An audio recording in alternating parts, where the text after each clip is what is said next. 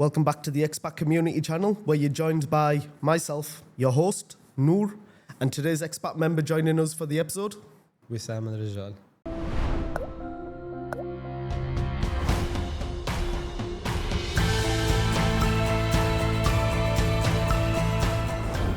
So Wisam, lovely to have you on. So Thank you you're for actually having me a on. very young entrepreneur that has, I want to say, delved into the power of AI to Yep. start businesses off, right? Yep, definitely. That's very interesting. That is very interesting. Now, I want to ask you, first question is, because you did study business as a major, right?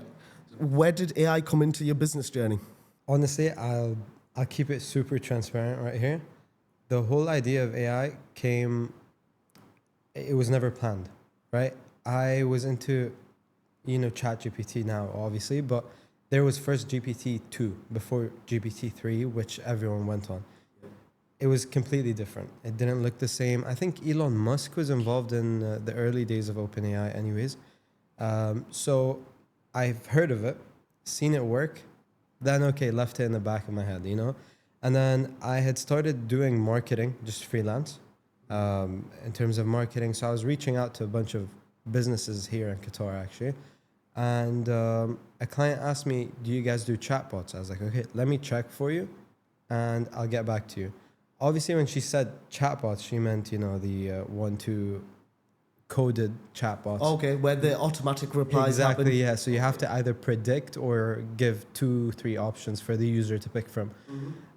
So I was looking into that. While doing this research, I started seeing AI-powered chatbots. So I was like, okay, you know what? This has potential. Let me look into it. We ended up building the chatbot, whatever. Went horribly wrong, and I'm sorry if you're watching this. Well, is that the first project that you were working on? Yes, that was the first ever AI-involved project. Horrible. Okay? I mean, it was early steps. I was 16, 17, just turned 18, I think. Right. So 3 years ago now. So baby steps, I understand. Super mini baby steps as well. And then when I saw the potential in AI, I kept digging deeper, and I found an online mentor, and they taught me everything actually about the power of AI and selling AI to businesses and how the return on investment works, how you can actually make the money, save time, cut costs. How does that work? Because AI has a lot of cool stuff that happens, right? But how does that benefit someone who's in business? Now, before you talk about that then, I want to talk about myself with the AI world in terms of teaching, right? Because I'm a teacher myself, as you know. I believe my students, when we talk about AI, they do not have an idea of how powerful AI actually is and how beneficial it could be. Do I think so? I live through it every day. And I'll tell you what I mean by that. As soon as I ask students to do me a piece of work, I'm an IT teacher, so they're using computers. I feel like they've lost how to use their brain because they just go straight to AI. Now, you're out here using AI to create a chat box. My students, all they know about AI is, what's the answer for this question? So I'm starting to think, are my students progressing?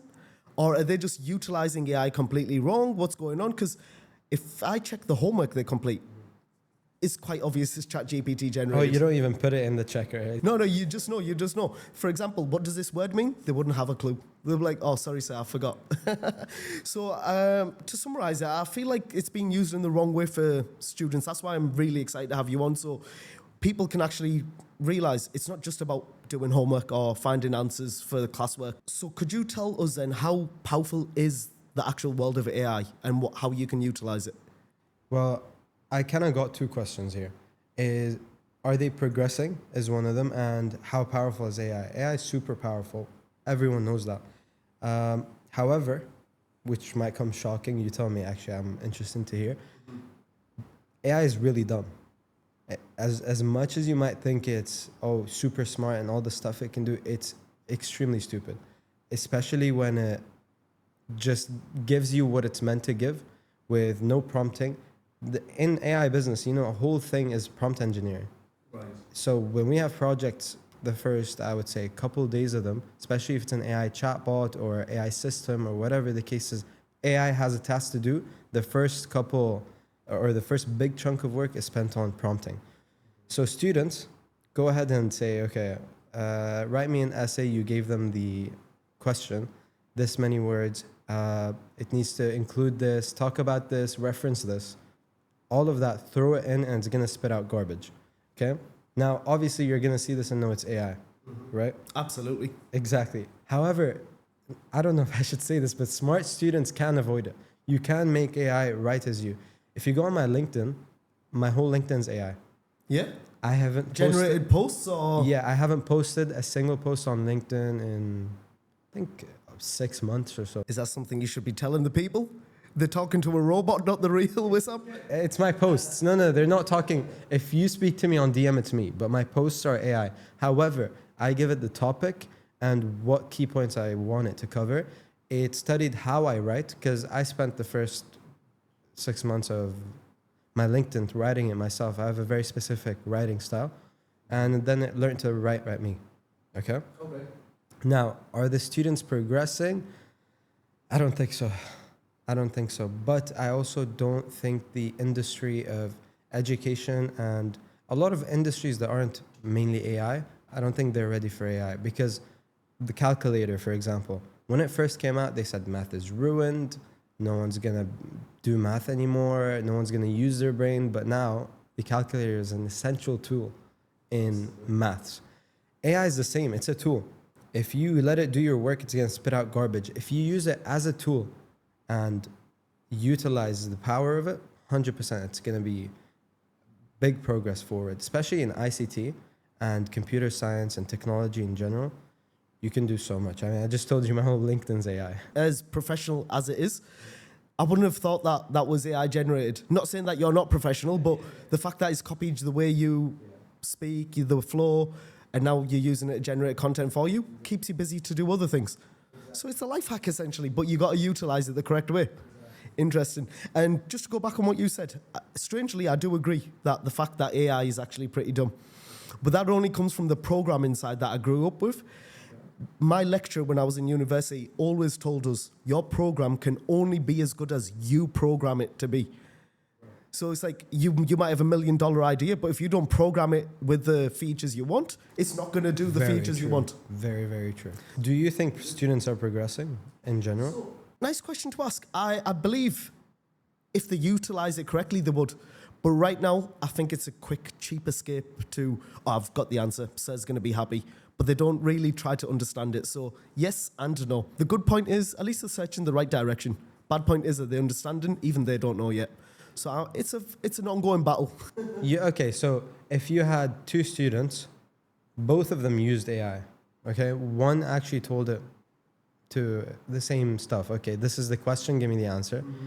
And then one actually used it to do the research, grabbed the specific writing style, and used the actual powerful aspects of AI to write the essay.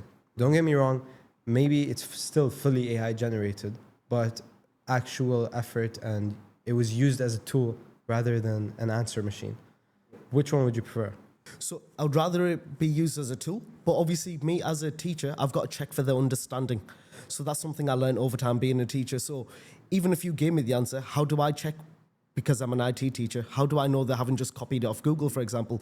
I will then further question them, but then that gives it away. Now, if they use it as a tool, I'm more than happy, because when I check their understanding and they can explain it very well, great, AI's helped you. I agree with you. As a tool, amazing. Absolutely. Now, moving forward with AI, you actually started off one of your own businesses called Silver Guides. Correct. Yeah. Could you tell us more about Silver Guides?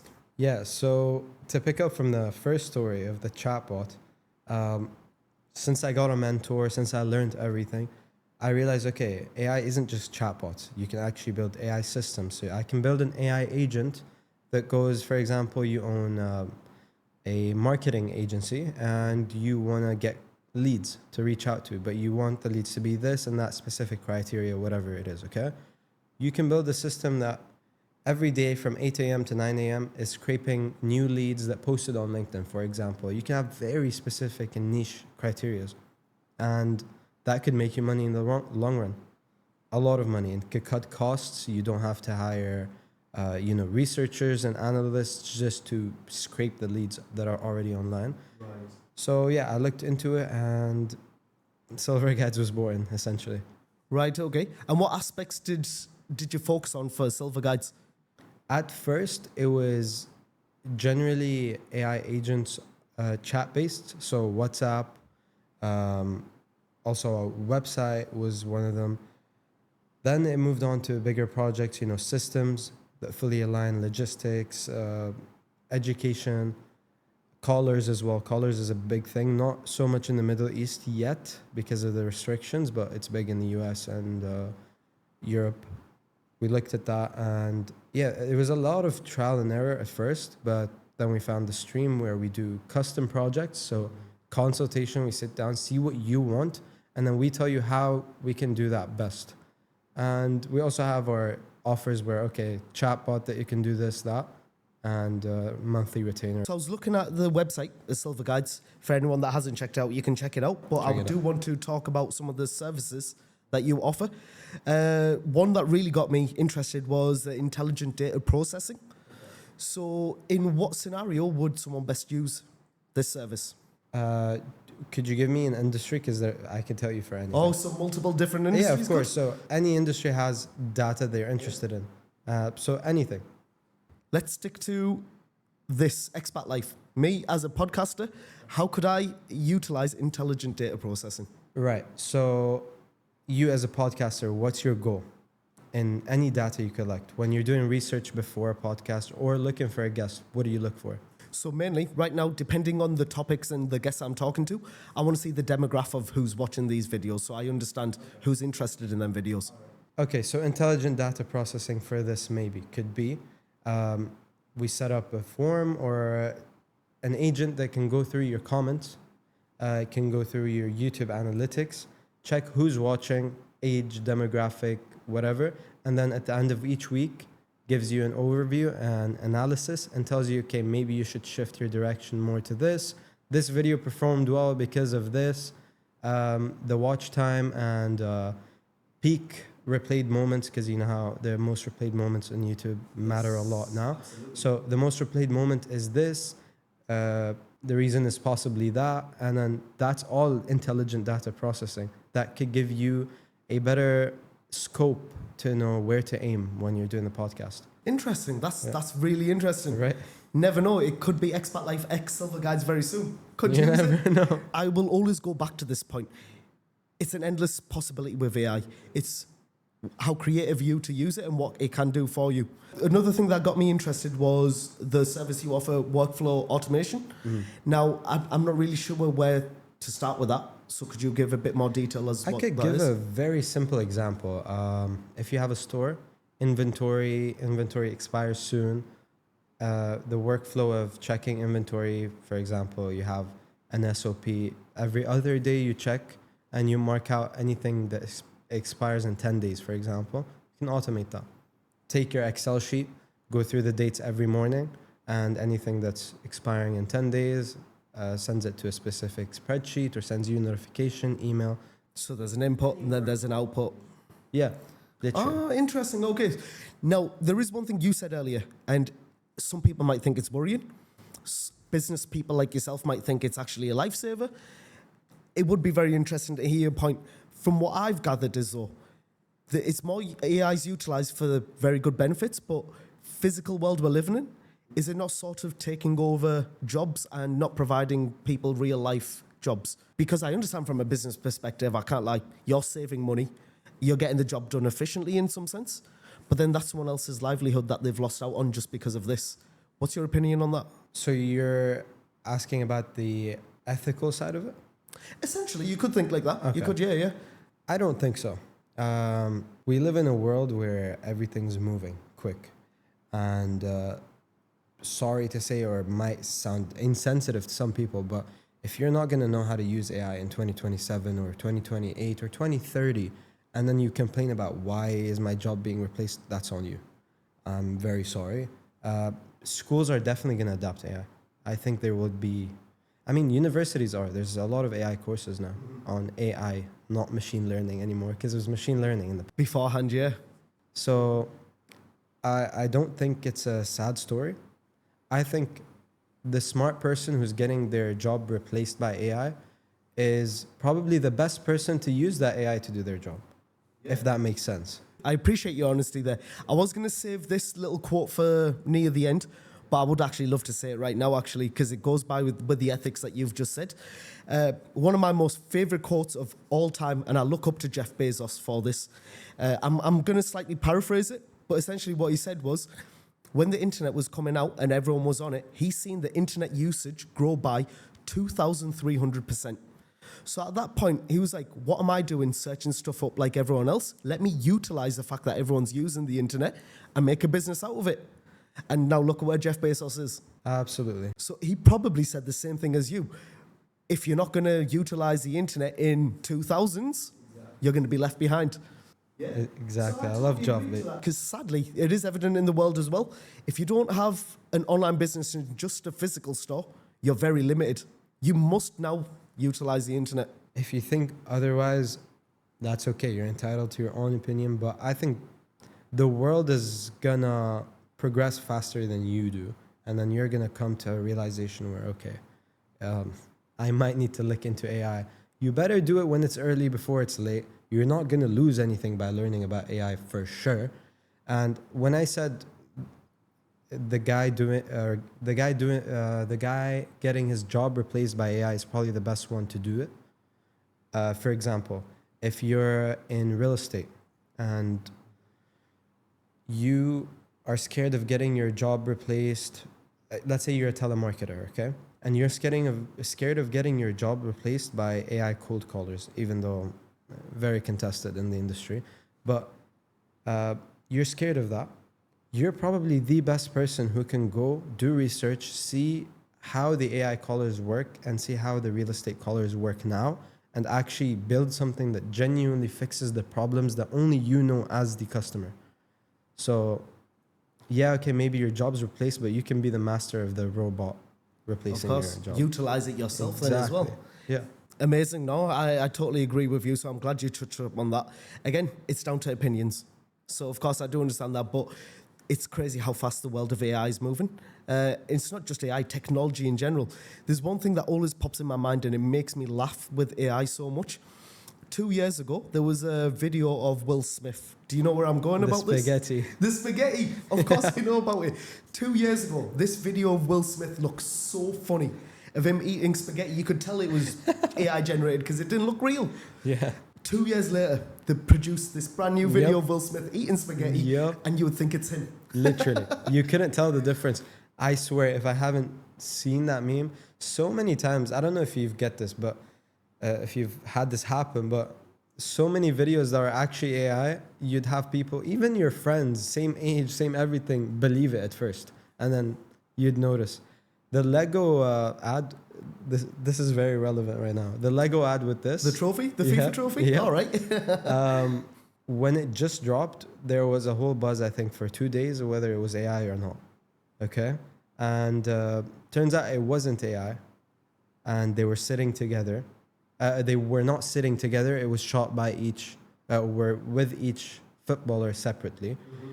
And then they also went back and forth. It was still very contested. I don't even know, to be honest, if it's AI or not at this point. But as far as I understood, it was not AI, but they did film them separately. They were never sitting on the table together. But people actually appreciated the fact that it was not AI way more and respected Lego just because of it. But I do find it crazy that people are questioning it. Is it AI or is it real? It's unreal. Where do you draw the line at this point? Genuine. No, it's interesting. When it comes to content of AI, there's all sorts of opinions. So with you, I'm obviously just talking about the business side, but obviously with that Lego content that you said, it's scary. It is scary because you don't know what you're looking at, if it's real or not. At this point, like I said, 2 years ago, you could have. 2 years later, no, you don't know anymore. Bro, even like 2 months later at this point, you can't. Yeah, it's advancing so much. It is advancing so much. Now, there are big companies that are utilizing it, and coming from an IT perspective, I appreciate it, right? You know, like, have you heard of Seed Dance recently? Seed Dance? Seed Dance, no. Right, so company-wise, I forgot who does own it. I'll pop it up on the screen as soon as I finish this, but it's basically creating graphics, and not just graphics, even real-life graphics essentially, but you can't tell the difference between a Hollywood movie compared to what Seed Dance has generated. You can literally create a new Transformers movie if you wanted, and it would look So it's an AI model. Yeah, it's an AI Okay, model that okay. generates it, but you just cannot tell what's I know. real Have you with it seen anymore. Sora 2's ad that they made So I when haven't seen the ad, no. it's been a while. I think it's 3 months ago. They just launched Sora 2, which is by OpenAI, the same company of ChatGPT. And the way they launched it was crazy because they made a short film with Sam Altman in it. And the whole time, or before the video, actually, they tell you this whole video was generated by AI, sounds, effects, everything. So they tell you beforehand. Yeah, they tell you beforehand. I swear to God, if they didn't tell you beforehand, you would think it's a movie trailer. Right. Honestly, unreal. Yeah, the competition between these companies are also getting big as well. So, wow, that's interesting. Now, I did my bit of research on you before you came, so don't worry about that. Not only are you the owner of Silver Guides, you do have another business, which you're not. You're Yeah. keeping pretty quiet here. So, Yeah. in the world of AI, you've now moved on to a different industry. Please introduce it. So I'm assuming you're referring to Luma. Of course. Luma Wellness. Luma is a blood testing app which allows users to get a yearly subscription, 4-time tests every year. Nurses come to your house, take your blood, and then 72 hours later, you have your blood results on your phone, analyzed by AI, and then checked by a GP. And all of your results are personalized to you. You go through a form before. If you're an athlete, if you want to improve muscle gain or weight loss, or you have brain fog that you want to get rid of, or you feel bloated sometimes, all of that is considered with AI analysis. Okay. After that, you get a call from the GP, and the GP personally writes you a 12-week plan. So what habits do you do? What do you like eating? What maybe is affecting? And it gives you a full personalized plan to go by for the next 12 weeks until your next blood test. Wow. So even in the medical field, AI is very relevant and can help out greatly. What made you want to get into the medical field? That's crazy on a good level. Okay, a funny story actually. My co-founder and partner, he came to Silver Guides essentially. He was like, I have this idea, this is that. Is it possible? What are the possibilities? Because he was putting his results on ChatGPT. And then ChatGPT can spit out anything, like we said. And also data protection is non-existent. So I knew that, he didn't. He was just wondering if there's a way to make it easier.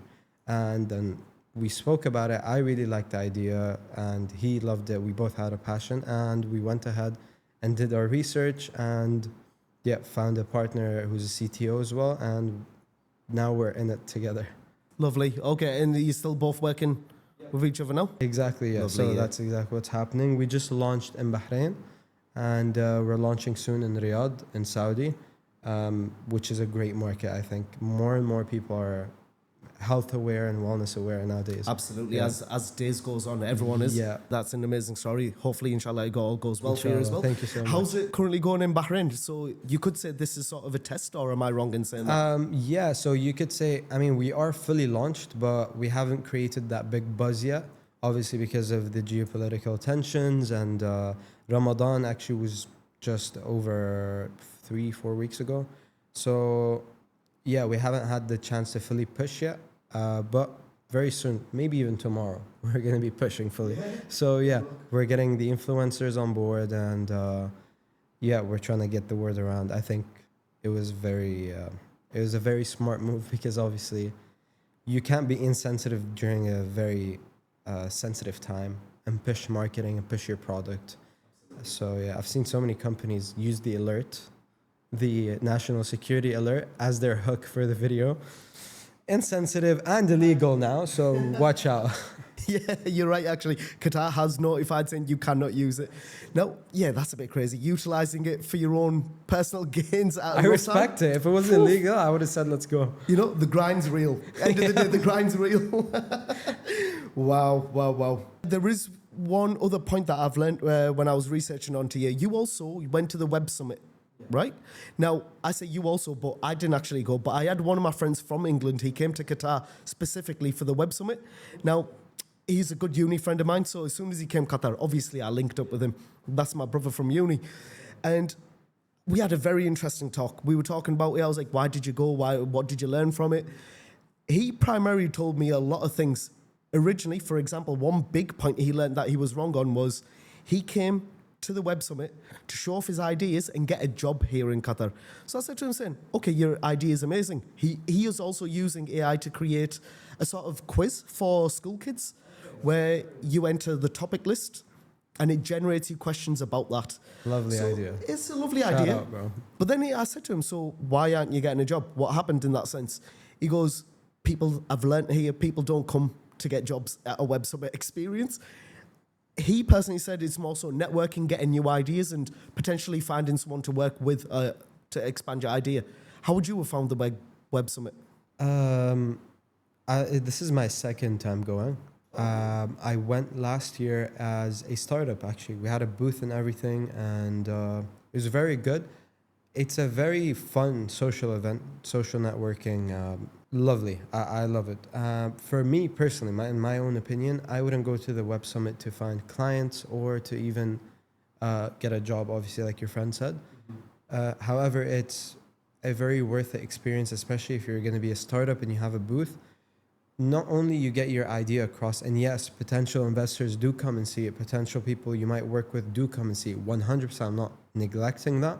But you shouldn't go to the Web Summit with that goal.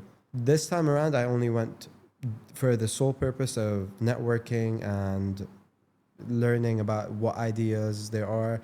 It's actually crazy to point out going 1 year apart. When I had my booth, sure, AI was a big topic, right? I'm not even joking. It seemed to me like it doubled in that 1 year. Every business that you walk across has the word AI. And it's like, you don't even know if do you actually use AI or just or is saying it a AI. buzzword? Is it Yeah, just a it is a buzzword? buzzword though. But like, come on, bro. The AI this, AI that. That's another point my friend actually said to me, saying, so obviously he went on where you went on the second year. So he didn't originally go the first time around, but when he went, he did say almost every corner he was going to, AI this, AI that, AI this, AI that. So he also thought of it, not as a competition, but I can learn from him.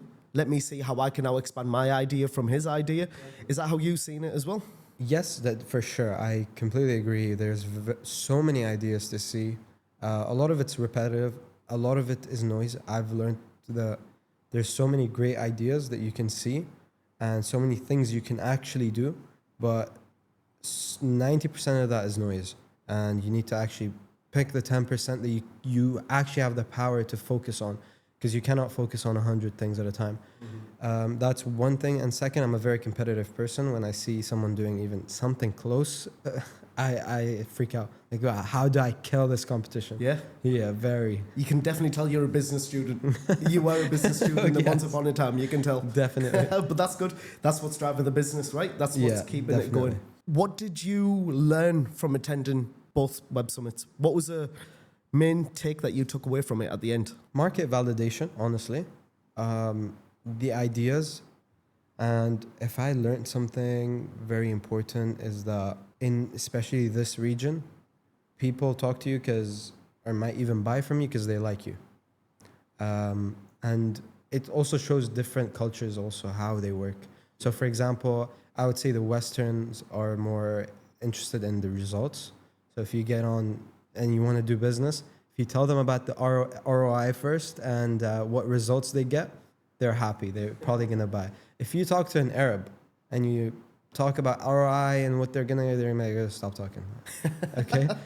If you talk to the Arab about family and how you love this type of coffee too and how you visited the same place and everything for the first 30 minutes, they're going to love it. They're going to buy from you because they like you. Yes. Yeah, So it's building relations in different ways. Yes, definitely. That's hilariously funny. But you learned that on the job then, I guess. Cool. Definitely. Are you aware of a topic that we call, well, it's not a topic anymore. It happened a long time ago, called the .com bubble. Yes. Yeah, you're aware of it. Yeah. So just in case viewers that are watching don't know about it, the .com bubble was where businesses, especially in America, they thought around 1990s to 2000, they were rushing to invest into .com websites because they wanted a profit from them. But as soon as 2000s happened later on, businesses just went downhill. investors lost so much money because they realized flowershop.com and bestflowershop.com, there's no difference between the two. You just go to whichever one you like. So a lot of money from investors were lost. Now, that's why it was a bubble. The bubble popped. People realized I'm wasting my money on it. How do you feel about the term AI bubble? Do you think it's just a hype right now and investors are investing into it now, but later on it's going to somehow pop? It's a very good question, actually. I was listening to a masterclass, actually, and the guy, I think he sold Loom, or he was the co-founder of Loom. Have you heard of Loom? I'm not sure of Loom, no. Sorry. Loom is a company that started this whole screen recording type of meeting. So instead of having a meeting to talk about something that could take, 30 minutes, I just screen record with this software and I share my screen and then send you the link and then you can open it. It's kind of like a mix of YouTube and Zoom. Okay. They exited for a lot of money. Right. I think in the billions. Not sure. Anyways, so he's talking about the AI bubble and stuff like that. In my opinion, it has popped already. Investors are realizing the term everyone and their mother is starting a business called AI business this, AI business that. So they stopped being naive and just investing whatever. And they stopped being easy to sell to. Now, it's tricky because there are going to be businesses that are worth investing in. And there's also going to be businesses that are not worth investing in. So it has popped in terms of the ease of getting funding as a company or as a startup or whatever the case is. But the hype of it or the use case of AI never die. It came alive. I don't think it's ever going to die. Plus, AI has been a thing for decades.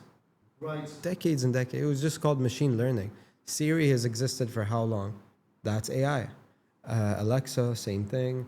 The autofocus on your phone, AI. Talking about that, I was actually shocked because I never realized, and I'm a big gamer off screen and in my personal life, I like to play games a lot. Now, you don't realize when you're playing Call of Duty, them little enemies that are moving around, the AI controlled. So you're just right. It's actually been around for so long. What made it more popular? What do you think about that? Why has it only become more popular in the recent years, and even though Call of Duty's been out for so long? I think because the use case is different now. So the use case of machine learning, which is the back then AI, artificial intelligence, is for games to be able to make players that are not real, for a camera to be able to focus on a face, for Alexa to speak to you. But now that you can have an AI that's yours, machine learning that's for you, that you can speak to whenever you want, I think maybe it's an accessibility thing that made it pop. And you can do my homework, you can do this, you can do that for all people. And that's what made it go like, wow, it's an AI, and everyone started talking about it. I mean, that's my opinion. I would love to hear. What do you think made AI crazy? I would say, I don't know where to start actually, but I think it was when big businesses started creating ChatGPT, for example, because it wasn't just businesses using it at that point. It was accessibility. Everyone was like, oh, now I can search this, I can search that. So it was just the accessibility reasons, to be honest. With Silver Guides, would you say that's your primary business where you utilize AI the most and get businesses involved through Silver Guides? Yes, and we actually just partnered up with Udo. Have you heard of Udo? No, what's that? So Udo is a Belgian company that's essentially a business suite of all of the tools any business can ever need. Whether it's a restaurant, whether it's a real estate firm, whether it's retail, whatever the case is, they have the tools for them. So you have the CRM, the customer relationship manager, accounting software, sheets, knowledge bases, help desk, everything. There's like 52 apps on that one business suite. So we just partnered up with them and we became a partner. So we sell Udo to whoever, okay, whatever business. Obviously, Udo needs setting up and it's customizable. So we customize it. We put AI features. We have the actual source code of the whole thing. So we can customize it to whatever business needs. So, for example, the two services that I mentioned earlier, not limited to these two services, but it's just one thing that got me intrigued. Yeah. So you would then input your intelligent data processing through one of them softwares. Exactly. Pinpoint. Oh wow, Yeah. that's nice connection. Very nice connection. Yeah. So, and we have Udo to back us as well. They're a huge company. I don't even know how many offices they have worldwide, but they have one in Dubai, headquartered. They have in Asia, in America. They're worldwide. They're honestly huge. They were at the Web Summit. Now that we speak about it, they were a partner there, and yeah, very happy with that deal. But that is the main business, and now with the partnership, it's more opportunities, more implementation of AI, better ROI as well. Because when you have a software like Udo that's very strong, and us as tech companies, we love the freedom of being able to integrate whatever we want. Because if it was another software, another CRM, Salesforce, or whatever the case is, you might be limited with, API this, API that, or we cannot give you this data, we cannot give, but then Udo is basically ours. So Yeah, when you have the source code, you can now engineer it how you would like it. Is there any aims and goals that you have with Silver Guides moving forward now, after all these years of learning? long term or short term? Let's talk about short term because we're taking every day as it goes, right? So what do you think? What's your next idea? What are you aiming for with Silver Guides next? Honestly, I'm aiming to help businesses utilize AI with Udo, utilize AI with their marketing, revenue stream enhancement, workflow optimization, all of that. That's the main goal right now.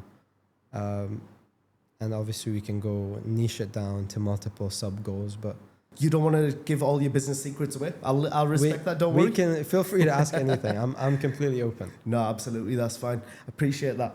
So I've learned quite a lot from yourself, being the mastermind behind the AI. Same your here. AIs. I've learned about students and what they think of AI. how Yeah, they use yeah. AI. I love it. Absolutely. So just to end it off, and I want to make this personal for possibly my students specifically, I would like you to give some personal advice to students that actually use AI because, believe it or not, guys, there's one thing that wasn't mentioned at the beginning. Wisam was actually a student of ours and he came to our school, but I personally didn't teach him. That was a business teacher, good friend of mine called Mr. Dara. Shout out. And shout out Mr. Dara. But yeah, you went from a student of ours to now a young entrepreneur. So I'm very happy to see this. Inshallah, more. Thank you so much. More for you. And honestly, I'm super happy that, shout out to all the staff. They were amazing. The fact that I'm still connected to my teachers is, I love it, honestly. Now, from a young guy to a young adult and also a young entrepreneur. So yeah, what personal advice would you give students that think AI is just going to do my homework for me? Honestly, let me take a second. Okay. Use it properly. If you heard what we said in the beginning, if you give it the right input with the right amount of time spent on using the AI as a tool, you're going to get a much better output. And be careful because it's going to come back and bite you. Bite you. We'll leave it at that. Okay. Wissam, I really appreciate your time. And honestly, I do mean it. So I'm going to say it again. Inshallah, more for you in life because it's nice seeing you. I can't wait to see ExpatLife everywhere. We're going to see you at events hopefully one day. And inshallah, all the best, brother. Absolutely. Thank you very much for your time. Thank you for having me. Hopefully, I'll have you on soon because the AI world is changing so much. Perfect. There's so much to talk about. Lovely. Yep. Thank you.